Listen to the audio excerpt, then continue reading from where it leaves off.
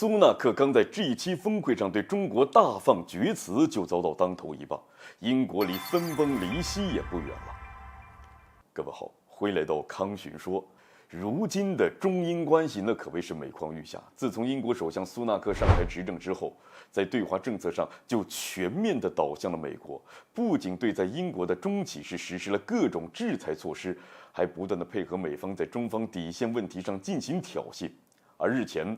英国前首相特拉斯不顾中方的警告，执意窜访我国台湾，也再次将中英关系是拖入到了冰点。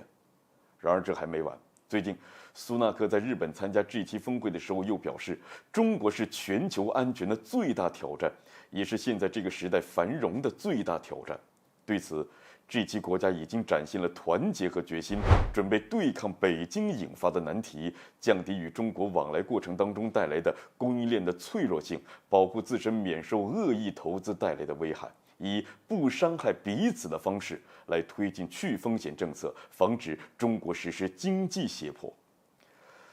在美国都几次三番对华释放友好信号的背景之下，苏纳克却如此的针对中国，这激烈程度比其他任何西方国家领导人对中国的批评都要露骨。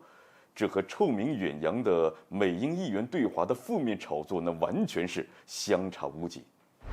对此，我国驻英大使馆在第一时间就予以了强烈谴责，并表示这种言论纯属鹦鹉学舌，是完全违背事实的恶意诽谤。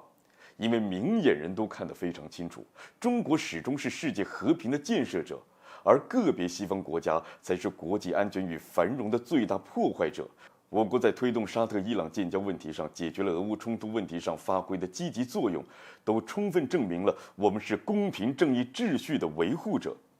最后呢，我方发言人还奉劝英国政客将精力放在处理本国的事务上，就不要再执迷不悟、惹是生非了，那否则只会得不偿失啊！中方的反驳可以说是事实清楚，而且又有理有据，而且最后的警告也是相当于切中了英国的要害。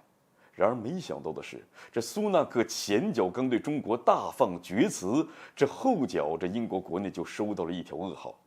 据相关报道显示，新芬党已经在北爱尔兰的地方的选举中取得了重大突破，成为了最大政党。要知道，新芬党可是反英急先锋，这一直以来的政治诉求就是要爱尔兰与北爱尔兰统一和独立。而新芬党如今呢在选举当中获胜，也说明脱英已经是该地区大部分民众的心愿了。他们接下来必然会采取一些利于北爱尔兰独立的事情，那这样一来，英国离分崩离析那就不远了。这对苏纳克来说呢，无疑是当头一棒啊。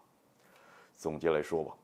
在丧失海外殖民地、失去日不落帝国的光环之后，英国现在连最基本的领土完整那都保证不了。那在这样的情况之下，还要继续挑动反华舆论的话，除了会加速自个儿帝国的崩塌速度，那其他根本就起不到任何作用啊。好了，本期节目就进行到这儿，欢迎点赞转发，留下您的精彩评论。